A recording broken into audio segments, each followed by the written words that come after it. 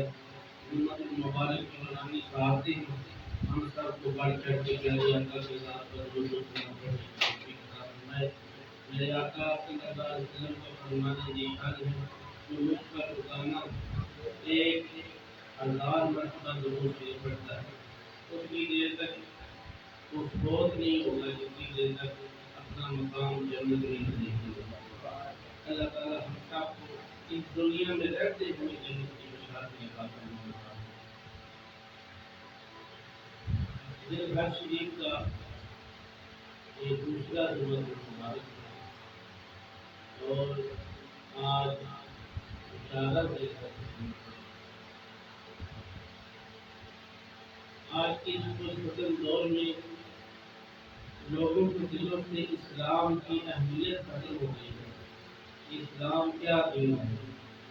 حالانکہ قرآن اور حدیث کا مطالعہ کیا جائے تو ہمیں پتہ چلے گا اسلام سے اعلیٰ دین ہے ہی کوئی۔ یہ رب کے قرآن اور رب کا فیصلہ ہے۔ رب تعالیٰ نے فرمایا کہ سارے دین میں نے عطا کیے، کسی کو عیسائیت ملی، کسی کو یہودیت ملی، کسی کو کوئی دین ملا، کسی کو کوئی مذہب ملا، لیکن رب تعالیٰ نے فرمایا کہ ادیان تمام دینوں کا سردار اگر وہ دین ہے وہ دین اسلام ہے۔ رب کا قرآن ہے، تیسرا پارہ ہے، اللہ فرماتے ہیں ان الدین عند اللہ الاسلام، بے شک اللہ کے نزدیک اگر کوئی پسندیدہ دین ہے تو دین اسلام ہے۔ اس کی کیا وجوہات ہیں؟ اسی پر چند باتیں آپ کو گزار کریں گے کہ اسلام نے جینے کا شعور عطا کیا، اسلام نے انسان کو انسانیت دیا، اسلام نے مسلمان کو کیا کیا تحفے دیے۔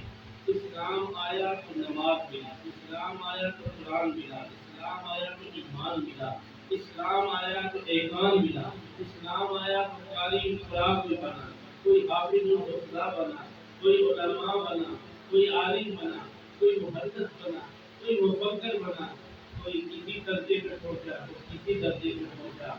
آج اسلام ہے تو یہ مسجدیں ہیں، اسلام ہے تو یہ محراب و منبر ہے، اسلام ہے تو یہ صفحے ہے، اسلام ہے تو آج لوگ جانور ذبح کر کے قربانیاں کر رہے ہیں۔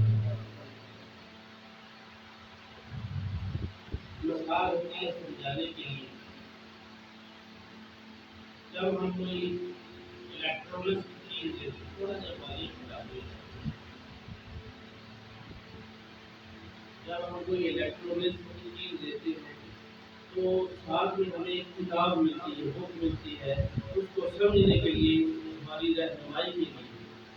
جب ہم اس سے رہنمائی حاصل کریں گے تو ہمیں پتہ چلے گا کہ اگر یہ چیز یہ خراب ہو جائے تو اس کتاب کو پڑھ کے ہم اس چیز کو صحیح کر لیتے ہیں، ٹھیک کر لیتے ہیں۔ یا ہمیں یہ پتہ چلے گا کہ یہ مشین ہے اس کے اندر کون کون سے پرزے شامل ہیں، اور یہ پرزہ اگر خراب ہو جائے تو ہم دوسرا پرزہ کیسے خریدیں گے، اور اس میں ہم کیسے فکس کریں گے یہ پرزے۔ یہ ساری باتیں ہمیں کتاب کی مدد سے رہنمائی ملے گی، اور جس بندے نے اس کتاب کی رہنمائی نہیں حاصل کری یا نہیں کرنا چاہتا تو وہ اس مشین کو صحیح نہیں کر سکتا۔ معلوم ہوا وہ کتاب رہنمائی کا دے اس مشین کی صحیح کرنے کی۔ اسی طرح اللہ تعالیٰ نے بھی یہ کتاب عطا فرمائی، اسے کتاب الہدیٰ کہتے ہیں، اسے کتاب ہدایت کہتے ہیں، اسے کتاب نور کہتے ہیں، اسے کتاب رہنمائی کہتے ہیں۔ یہ سارے اس کتاب کے نام ہیں، اور یہ کتاب عظیم قرآن عظیم ہے۔ جب بندہ دنیا کے کسی بھی مشکل پہلو میں پھنس جائے، چاہے وہ روحانیت ہو، چاہے وہ قلبی کیفیت ہو، چاہے وہ ظاہری بیماری ہو یا باطنی بیماری سے تعلق ہو، چاہے بندہ صحت یاب ہو یا نہ صحت یاب ہو، بندے کے اندر کوئی خرابی آ جائے یا بندے کے ذہن کے اندر کوئی خرابی آ جائے، اس کو صحیح کرنے کے لیے اگر کوئی کتاب ہے تو وہ کتاب قرآن مجید ہے۔ اللہ کی وہ کتاب جسے ہدایت کا سرچشمہ کہتے ہیں، ہم اس کتاب کو جسے ہم روزے روشن کی طرح واضح کہتے ہیں، اس کتاب کی شان یہ ہے ذالکل کتاب لا ریب فیہ، اے پڑھنے والے اس کے پڑھنے سے پہلے اس بات پر غور کر کہ اس میں جتنی بھی رب تعالیٰ نے گفتگو کی ہے، جتنا بھی کلام کیا ہے، بندے جس طرح بھی جس مقام پر تجھے مخاطب کیا ہے، اے بندے اس کتاب کے اندر شک نہ کرنا، یہ ساری رب کی سچی کتاب ہے، اس میں ہر چیز موجود ہے، سچ موجود ہے، ولا رتب ولا یابس الا فی کتاب مبین۔ فرمایا کہ یہ وہ کتاب ہے جس میں ہر خشک اور تر چیز کا بیان رب نے کر دیا ہے۔ اگر قرآن میں کوئی چیز نہیں ہے تو وہ کیا ہے؟ جھوٹ ہے، سچ ہے، کیونکہ رب کا فرمان ہے ومن اصدق من اللہ قیلا، اور تیرے رب کا فرمان کتنا سچا ہے۔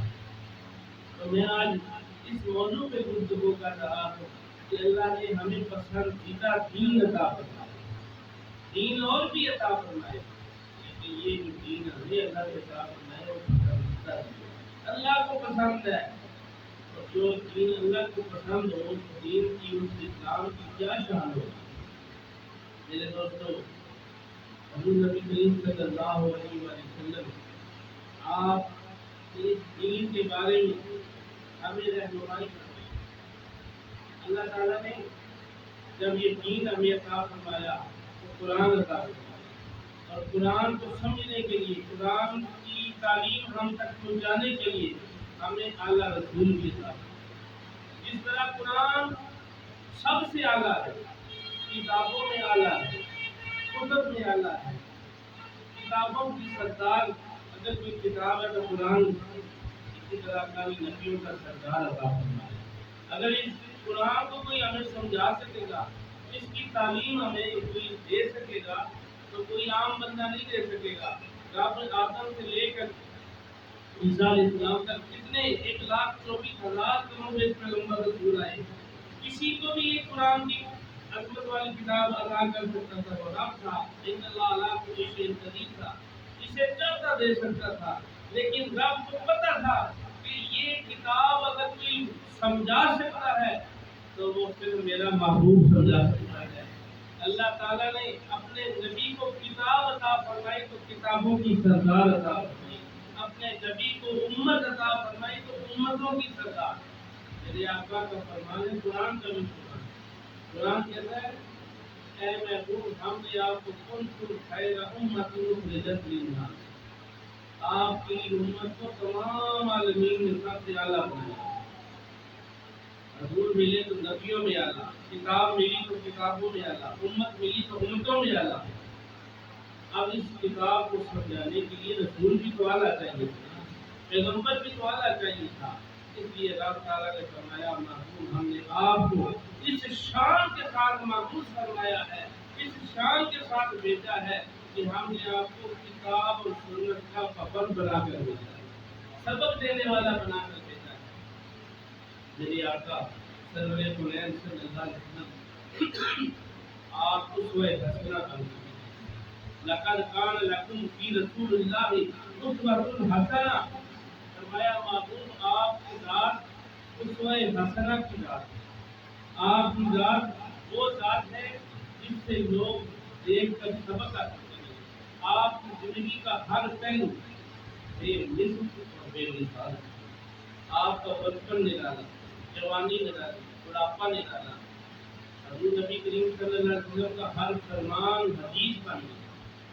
صحابہ نے عرض کیا ایک بار یا رسول اللہ صلی اللہ علیہ وسلم، یا رسول اللہ یہ بتائیے کیا جب آپ غصے کی حالت میں ہوتے ہیں، آپ کے چہرے پہ غصے کے اثرات ہوتے ہیں اور آپ کے دماغ میں وہ کوئی بھی بات نکلے، کیا وہ بھی حدیث ہوتی ہے یا ہم وہ حدیث نہ لکھیں، وہ بات نہ لکھیں کیونکہ آپ غصے کی کیفیت میں؟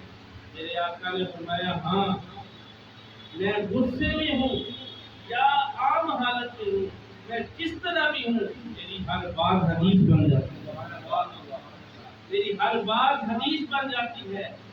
معلوم ہوا حضور کا ہر قول عام قول نہیں بلکہ قول الہی ہے۔ میرے آقا نے فرمایا وہ بھی نوٹ کر لیا کرو۔ تو میں عرض کر رہا تھا کہ حضور کی زندگی کا ہر لمحہ ہمارے لیے بے مثل اور بے مثال ہے۔ اسلام اللہ کے نزدیک بڑا ہی اعلیٰ دین ہے۔ اسلام اللہ کے نزدیک بڑا ہی اعلیٰ دین ہے۔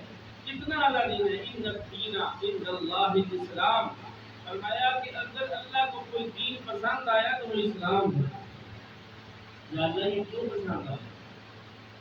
اس دین کے اندر لوگ جھوٹ بھی بولیں گے، چوری بھی کریں گے، دھوکے بھی دیں گے، ریپ بھی ہوگا، مار کاٹ بھی ہوگی، قتل و غارت بھی ہوگا اور دھوکے بازی بھی ہوگی۔ اللہ پھر بھی تجھے دین اسلام پسند ہے؟ آپ کہتا ہے ہاں تو تصویر کا ایک رخ دیکھ رہا ہے یا تصویر کا دوسرا رخ ہے۔ اگر چوری ہو رہی ہے، جھوٹ بولا جا رہا ہے، غیبت کی جا رہی ہے، حسد و اناد ہو رہا ہے، تو یہی دین اختیار کرنے والے لوگ جن کے ایمان کامل ہوں گے، میری رضا کے لیے قربانیاں بھی کریں گے، جانور بھی ذبح کریں گے، جب اپنی جان کی باری آئے گی تو اپنی جان بھی قربان کر دیں گے۔ یہی لوگ دین اسلام کے لیے کوئی صدیق اکبر بن کے اٹھے گا، کوئی فاروق اعظم بن کے اٹھے گا، کوئی عثمان غنی بن کے اٹھے گا، کوئی حیدر کرار بن کے اٹھے گا۔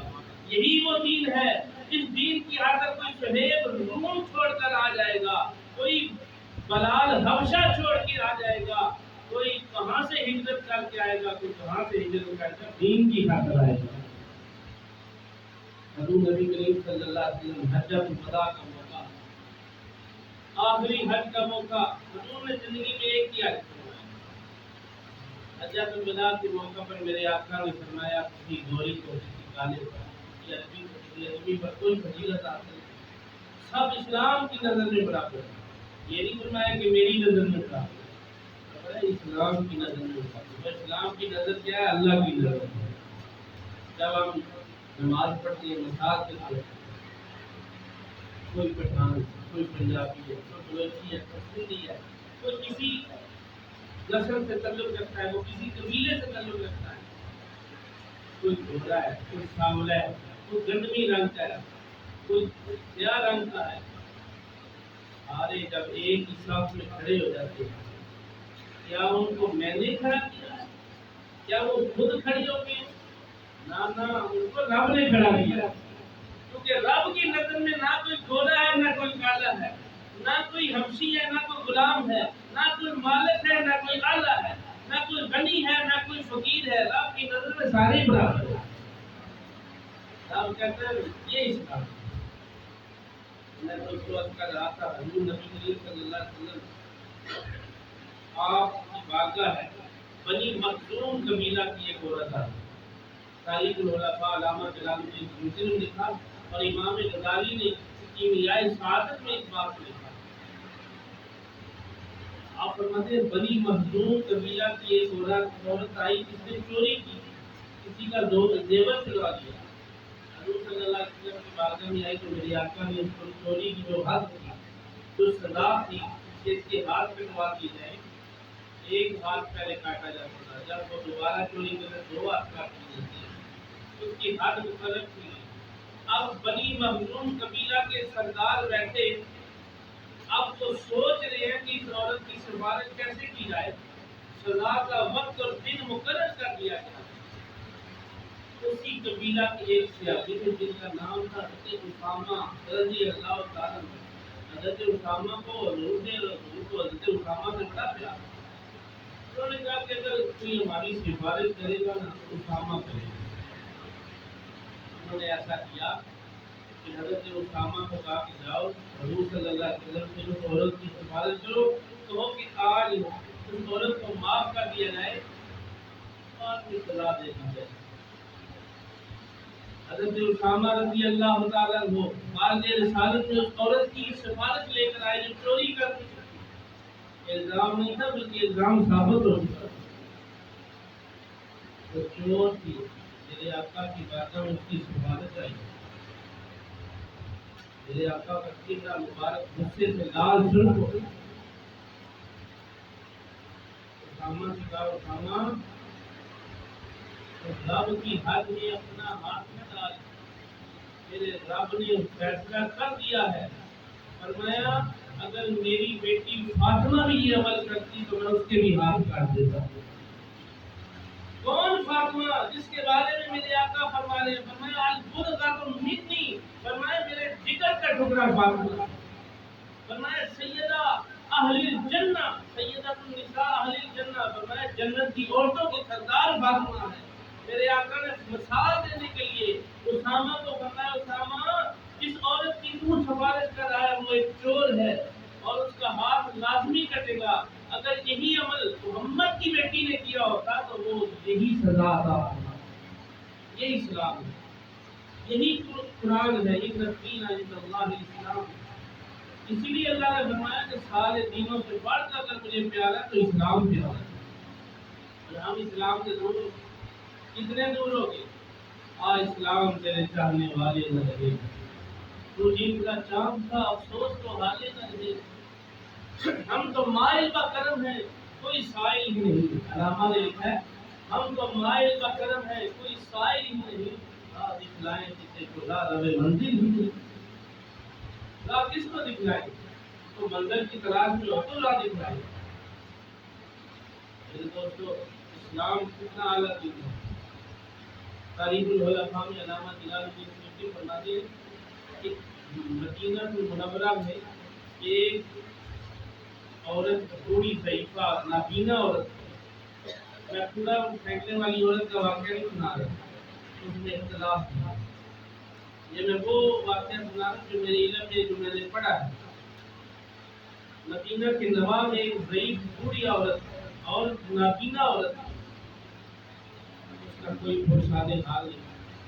جناب فاروق اعظم رضی اللہ تعالیٰ کو پتہ چلا، آپ روزانہ اس کی خدمت کے لیے رات کے پچھلے پہر گھر سے نکلتے، اپنے آپ کو چھپا کر پردے کی حالت میں جاتے تاکہ یہ دیکھی جائے، اس کی خدمت توازو کرتے، اس کے گھر کا سودا لا کے دیتے، اس کو کھانا کھلاتے، پکا کر دھوتے، عمر فاروق رضی اللہ عنہ پانی پلاتے، اس کے گھر کی صفائی ستھرائی کرتے، اور صبح اذان فجر سے پہلے پہلے وہاں سے روزانہ کا معمول تھا۔ کافی دن گزر گئے، جناب فاروق اعظم فرماتے ہیں کہ دن ایسا آیا کہ میں نے اپنے جانے سے پہلے گھر کے اندر کھڑکار محسوس، کسی چیز کسی برتن کی شور محسوس کیا تو میں حیران رہ گیا کہ عمر تیرے علاوہ کوئی گھر میں کوئی آتا ہی نہیں، کسی کو پتہ نہیں، شہر سے باہر یہ گھر ہے، ایک ایسی بستی میں گھر ہے جہاں پہ آبادی بہت کم ہے۔ پورے فاروق فرماتے ہیں میں اندر داخل ہوا تو کیا دیکھتا ہوں ایک نقاب پوش، جو کام میں کرتا ہوں وہ کر رہا ہے، جو خدمت میں کرتا ہوں عورت کی، اس بوڑھی مائی کی، وہ کر رہا ہے۔ میں نے نقاب ہٹایا تو ابو بکر صدیق نظر آ گیا۔ میں نے کہا اے ابو بکر تو اس معاملے میں بھی مجھ سے سبقت لے گیا، کوئی تو نیکی ایسی چھوڑ دے کہ عمر تجھ سے بڑھ جائے۔ ابو بکر صدیق نے فرمایا اے عمر اگر تجھے نبی پاک سے جنت کی بشارتیں سنائی ہیں تو مجھے بھی جنت کا پیغام ملا ہو۔ میں چاہتا ہوں کہ جنت میں اس شان سے جاؤں کہ رب کے معبود کا اسلام کا پرچم بلند ہو جائے۔ گویا وہ کہہ رہے تھے کہ تمنا ہے کہ پرچم اسلام بلند ہو جائے اور سب دینوں سے دین اسلام بلند ہو جائے۔ تمنا ہے کہ کوئی کام کر جائے اس دنیا میں رہ کر خدمت اسلام کر جائے۔ فرمایا اس دنیا میں رہ کے اسلام کی خدمت کر جائے۔ میرے دوستو آپ بھی 4-5 منٹ میں تاریخ الخلفاء علامہ جلال الدین سیوطی کی بیان سعادت علامہ امام محمد بن محمد امام غزالی غوث دوران علیہ الرحمہ نے بیان فرمایا کہ حضور نبی کریم صلی اللہ علیہ وسلم نے اپنے صحابہ کو بڑی اعلیٰ تعلیم دی اسلام کے بارے، اور اس تعلیمات کا یہ اثر ہوا اس تعلیم کا کہ فاروق اعظم عدل کے بادشاہ بنے۔ عہد عثمانی عمر فاروق رضی اللہ تعالیٰ عنہ جب آیا، عمر فاروق کا دور آیا تو مصر فتح کرنے کے لیے آپ نے ایک سپہ سالار کا انتخاب کیا۔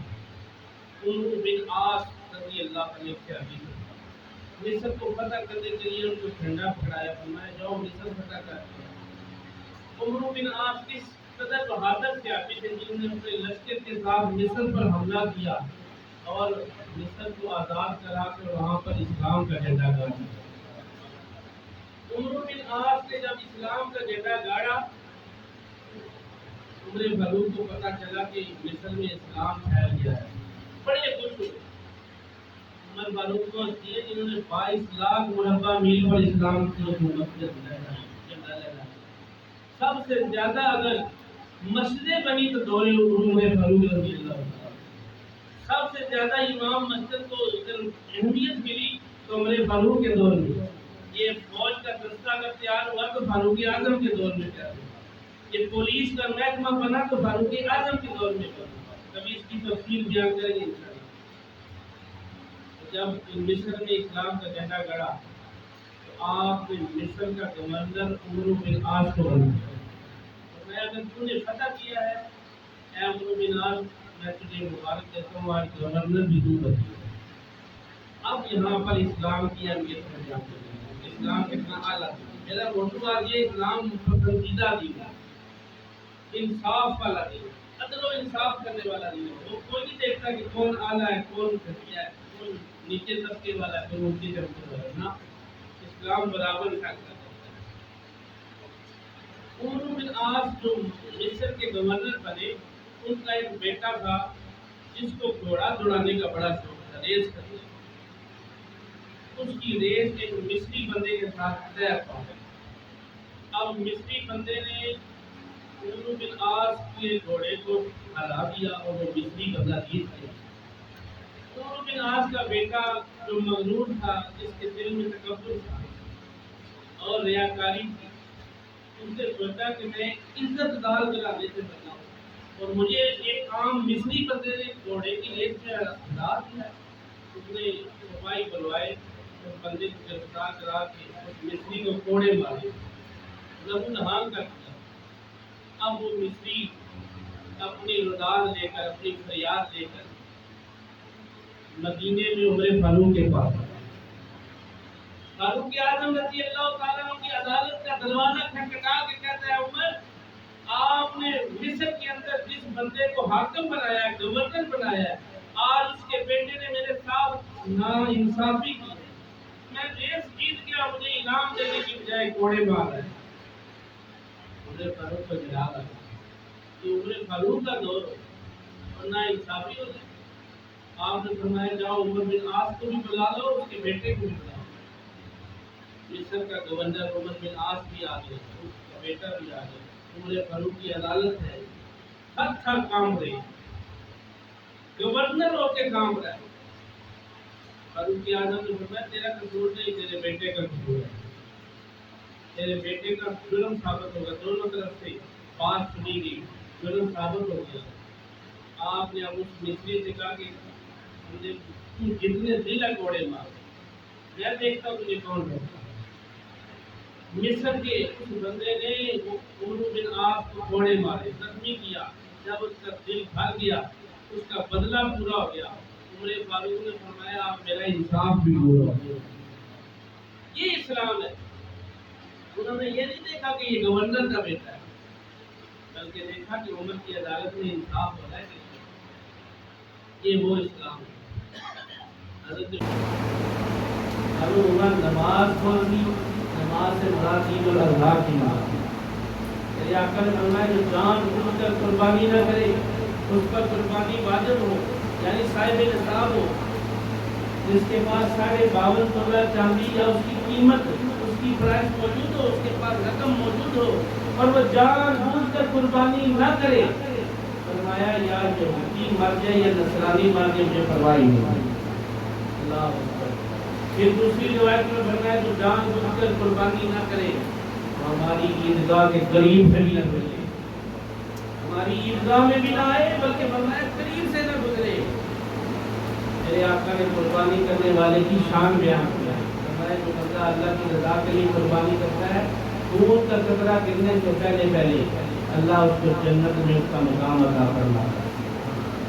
وقت ہو چکا ہے، سارے حضرات نیت سماعت فرمائیں.